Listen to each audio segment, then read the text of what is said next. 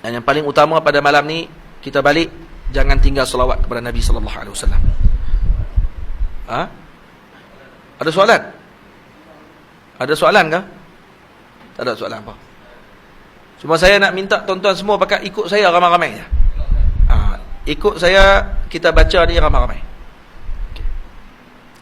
Jazallah anna sayyidana Muhammadan sallallahu alaihi wasallam ma huwa ahluh.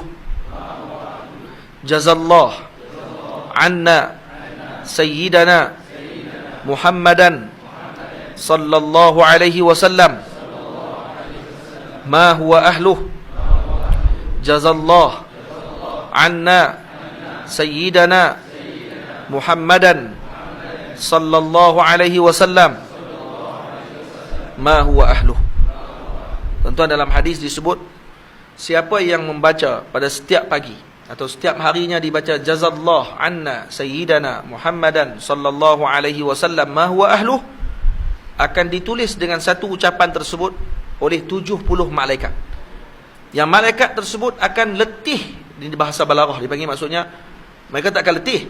Cuma ni mereka telah meletihkan 70 malaikat untuk menulis pahala bacaan ini selama 1000 subuh. Dalam riwayat selama 2000 subuh. Maknanya 1000 subuh maksudnya 3 tahun, tuan-tuan. 3 tahun. Kalau 2000 subuh dalam riwayat yang lain 2000 subuh maknanya 6 tahun. Kalau baca 3 kali tadi berapa?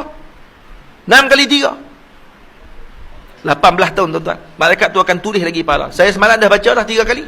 18 tahun dah. Ni malam ni pula baca 18 tahun lagi. Jadi malaikat akan tulis pahala selama 36 tahun. Tak akan selesai ditulis pahala tersebut. Malaikat akan tulis pada setiap hari. Setiap hari akan tulis.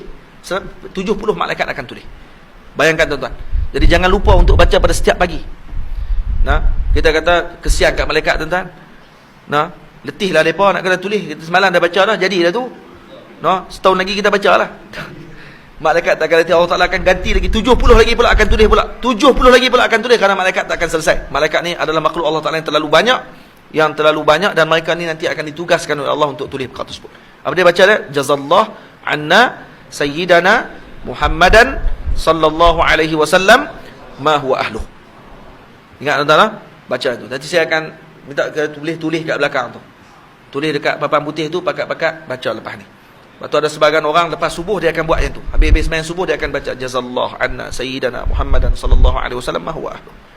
Apa maksud dia, tuan-tuan?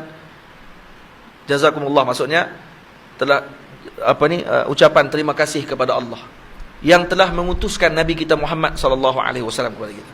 Maksudnya ini ucapan yang kita ucapkan untuk kita bersyukur dengan Nabi kita Muhammad diutuskan kepada kita. Dan ini akan mendapat pahala yang sangat agung.